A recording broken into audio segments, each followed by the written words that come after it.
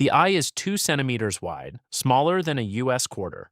Behind it sits a retina 1/10 of a millimeter thick, and a fovea, where the cells you need to read this sentence are packed in a circle the size of a pinhead.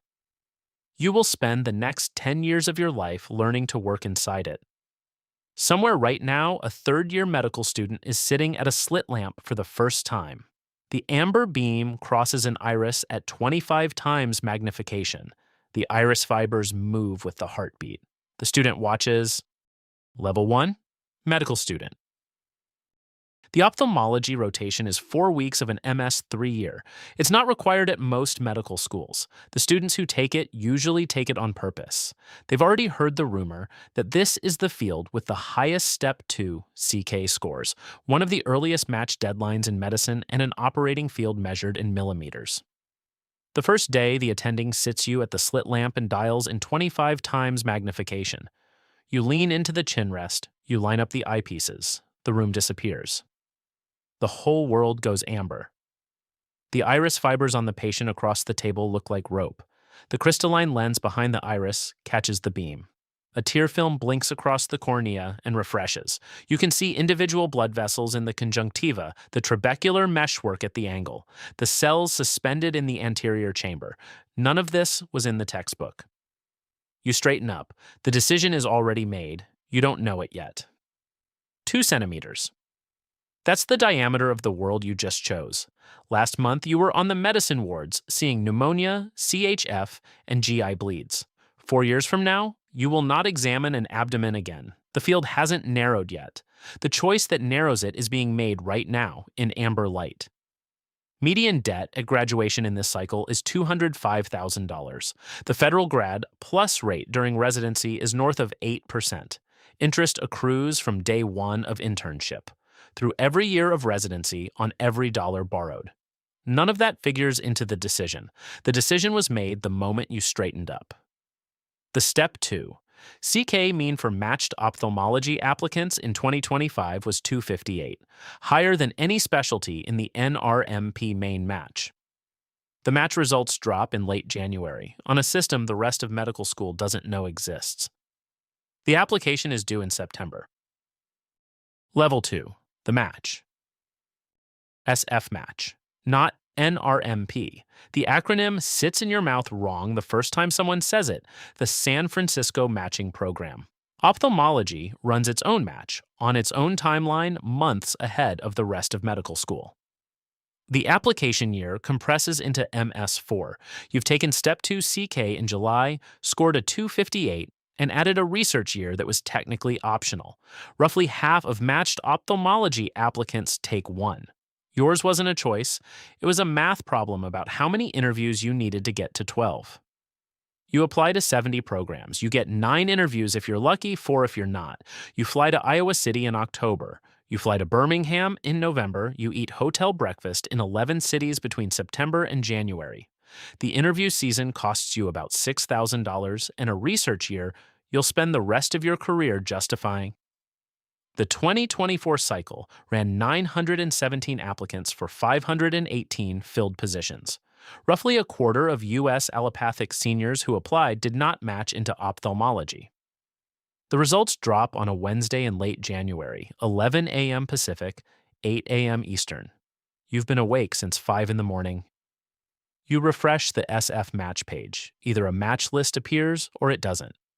If it doesn't, the NRMP scramble window for whatever you're going to do next opens in days. Internal medicine, neurology, family medicine, anything that's still got positions. Most who don't match into ophthalmology don't become ophthalmologists. The match list appears. You're going to a city you've been in twice. Your partner is going with you. They are leaving a job they liked. You don't know yet that the second match, fellowship, is the harder one. You graduate in May, you move in June. The malpractice paperwork arrives the week before orientation. July 1st. Level 3, junior resident. $65,000 a year. Intern year is prelim medicine or general surgery. 12 months of pages, codes, floor work, sleep on a call room cot, none of it touches an eye. Then July 1st comes around a second time. This one counts. This one is eye clinic. The morning clinic schedule on day 1 has 26 patients. You do refractions, dilations, intraocular pressures, slit lamp exams. By 2 p.m., you have looked into more human eyes than your medicine intern co-resident from last year will look into in his entire career. By the end of the week, you have stopped examining hearts and abdomens. By month 3, you can dilate, refract, and slit lamp a patient in under 9 minutes. The field of view is smaller now, 2 centimeters across, and it shrinks every year for the rest of your career. The pager is the eye pager. You carry it for 30 days at a time, every 4th month. Most of what comes across it can wait until morning. A corneal abrasion, a subconjunctival hemorrhage in someone on aspirin, a sty that's been there for a week. Most can wait. Some can't. 2 a.m. a Tuesday in October. The ED calls. A construction worker has come in with a piece of rebar through his right globe. You drive in.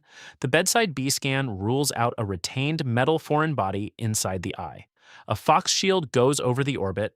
NPO orders go in. The operating room is booked for first light. You call your attending, who answers from home and walks the case through with you on speakerphone. While you fill out the consent, the patient asks if he is going to see his daughter get married in May. You don't answer. You don't know. You are 27 years old. The next morning, you and the attending repair the globe in 3 hours. He sees light on post-op day 1. May is still 7 months away. A week later, 1 a.m., a different patient. A post-cataract endophthalmitis, 10 days out from surgery, hand motion vision. You sit her at the slit lamp upright. A 30-gauge needle through the pars plana, 3.5 millimeters posterior to the limbus. Vitreous on a sample. Vancomycin and ceftazidime in. You walk her to admissions and write the orders. The on-call list you hold alone overnight. By month 6, open globes, retrobulbar hematomas requiring lateral cantholysis at the bedside, endophthalmitis, acute angle closure glaucoma, hyphemas in kids, chemical splashes. You learn to triage these by phone in under 2 minutes. 8 hours a day at the slit lamp. Cervical flexion of about 25 degrees sustained. The neck stays quiet for now. Year 3, it starts to say something. By month 3, they put you on the phaco machine. Level 4, senior resident. $68,000 a year. Your PGY3. The slit lamp is muscle memory. The next step is the operating microscope. The first sit at the operating microscope, you don't operate. You just look. The view through the eyepieces, at 16 times magnification, is a perfect circle of red reflex. The patient's retina, lit from below, the anterior capsule of the lens glassy and transparent, and 15 microns thick. The instruments come in through wounds 2.2 millimeters wide. Your hands rest on the patient's forehead, the motions measured in fractions of a millimeter. Your first cataract as primary surgeon comes a few weeks later. The attending sits at the assistant scope. You hold a cystatum in your dominant hand and a second instrument in your non-dominant hand to stabilize the eye. You make the first puncture through the anterior capsule. Then you walk a continuous curvilinear opening around the lens. 360 degrees, smooth, no skips, no tags. A capsulorhexis. When it lands cleanly, you understand something the slit lamp could not have taught you. The instruments are doing what your hands are telling them to do. The eye is holding still. The opening is round. You phaco out the nucleus, irrigate and aspirate the cortex, slide in the intraocular lens. 22 minutes from drape to drape. 3 years ago, you were doing floor work as a medicine sub-intern. Right now, your entire working world is a circle 2 centimeters across, held still under a microscope at 16 times magnification. You don't notice the gap until later. The first posterior capsule rupture is statistically inevitable. Your 10th case, your 40th, your 100th, the math finds you. The posterior capsule ruptures, vitreous prolapses forward through the opening. You stop the phaco. The attending scrubs in. The case becomes an anterior vitrectomy. The intraocular lens goes in the sulcus, not the capsular bag. The patient does fine. The ACGME minimum is 86 cataracts before residency ends. Most U.S. grads finish with around 200. The number above the floor is the difference between someone who can operate on a healthy eye and someone you would let near your mother's. Then the second match opens. Level 5, Fellow. $75,000 a year, PGY3 fall. You sit for the second SF match while still on full clinical service. The first match locked you into ophthalmology. This one locks you into one piece of it. The subspecialty list reads like a map of the eye: retina, cornea, glaucoma, oculoplastics, pediatrics, neuro-ophthalmology, uveitis. Or you don't fellowship at all. You stay comprehensive and the whole eye stays inside your practice. The numbers from the most recent cycles are the kind of math that decides things.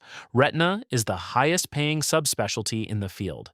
Glaucoma in 2025 had its highest application volume on record. Cornea and oculoplastics run tight every year. Pediatrics and uveitis match nearly everyone who applies. You pick one. You interview through October and November while still seeing 20 patients in clinic the same day. You fly to Bascom Palmer, to Wills, to UCSF, to Duke. You and your partner have moved twice already. This will be the third move in 8 years. You don't tell them which programs you ranked first. The Vitreoretinal Fellowship is 2 years. Oculoplastics is also 2. The others are 1. You match a retina spot at an academic center 5 states from where you finished residency. Year 1 of fellowship Q3 call. 1 a.m. a transfer from a community hospital 100 miles away. A macula off rhegmatogenous retinal detachment, 16 hours old. You book the room for 6 a.m. You are the only surgeon in the building credentialed to do a pars plana vitrectomy tonight. The macula has been off less than 24 hours, the window when visual recovery is still possible. The case runs 4 hours, the retina is attached. You scrub out at 10 a.m. and go back to clinic. The comprehensive ophthalmologist down the hall didn't fellowship. He does cataract surgery, dry eye, glaucoma medical management, basic medical retina injections, lid lesions, refractions. The whole eye stays inside his practice. His income is lower than the retina partners, but his scope is wider, and both are real careers. Somewhere along the way, the field narrowed again. You now operate inside the back chamber of the eye, a space about 4 millimeters from front to back, held still by trocars 0.5 millimeter wide. You will not examine an abdomen again. The rest of your career is the macula, the optic nerve, and the retinal vasculature. A doctor of the back of the eye. Year 10. Level 6, mid-career attending. $400,000 to $800,000 a year depending on subspecialty, geography, and ownership. The retina partner clears more, sometimes $1.2 million before practice expenses. The cataract partner clears less and operates more. 6:45 a.m. at the ambulatory surgery center. The cataract surgeon is gowned, gloved, and seated at the microscope by 6:58. The first incision goes in at 7 sharp. 2 operating rooms run in parallel. While the surgeon closes one eye, the staff turn the second room over in under 12 minutes. Drapes off, instruments swapped, the next patient already under the microscope. The surgeon walks from room 1 to room 2 and starts the next case while the previous patient is wheeled to recovery. 24 cataracts before lunch. Most of them walked in unable to read a clock on the wall. Most of them walk out able to. This is the operation that has restored sight to more human beings than any other in the history of medicine. It's the same operation, performed in 2 very different contexts. At Aravind Eye Hospital in Madurai, the equivalent case costs the patient around $41. In suburban Atlanta, the same operation gets billed at $3,000 to private insurance. Both surgeons can do it in under 20 minutes. Both eyes see again. What you spent a decade training to do is, on a good day, a 20-minute procedure done thousands of times across a career, and the whole practice now runs on exactly this case. The complex anterior segment reconstructions you trained for in fellowship, the iris suture techniques, the capsular tension rings, the post-trauma cases, get referred out. CPT code 66984 runs on a 7-minute clock. The complicated cases pay no more than the simple ones, and they take 3 times as long. The field is also being reshaped from outside. A growing number of U.S. states now allow optometrists to perform certain laser procedures. The ophthalmologist completed a decade of training to perform SLT for glaucoma, YAG capsulotomy after cataract surgery. The optometry degree is 4 years. Then the private equity roll-ups make their offer in year 15. The names rotate: iCare Partners, iSouth Partners, and the structure is the same. Cash up front, plus rollover equity in the holdco, plus a multi-year employment contract with productivity targets. The senior partners say yes, the junior partners watch their equity stake dilute. The decision sits on one signature. Year 25. Level 7. Senior attending. $700,000 to over $2 million a year. Department chair, senior partner, practice owner, scientific founder. Year 35. The career forks one more time. You're closing a complex membrane peel. The macula is held still under the microscope. The instruments are inside the back chamber of the eye. You notice a fine tremor on the membrane forceps. The video won't catch it. You can feel it in your fingers. You finish the case. You book one more month of cases. Then you stop. You don't tell the team. The email goes out the next week. Your residency classmate who took the academic track is a department chair now. He operates 1 or 2 days a month. The rest is grant reviews, faculty politics, fundraising calls with hospital donors, board meetings, mentorship of junior faculty, recruiting committees, profit and loss reviews. AAMC reports the FY 2024 median total compensation for an ophthalmology chair at around $700,000. He is no longer primarily a surgeon. He is a doctor of departments. Another classmate built a private group. She is sitting in the conference room with a banker, a healthcare lawyer, and a private equity associate in his late 20s. The options on the table are clean. Sell to private equity for a multiple of EBITDA plus rollover equity. Sell to junior partners on a 5-year installment or wind down by attrition. The hardest step for most surgeons who have done this is selling the operating room she built. The wind down is 2 to 4 years. Surgery ends first, then clinic, then teaching. The writing outlasts all of it. Senior surgeons in their 70s still keep Wednesday clinic. After 40 years, the clinic is their entire world.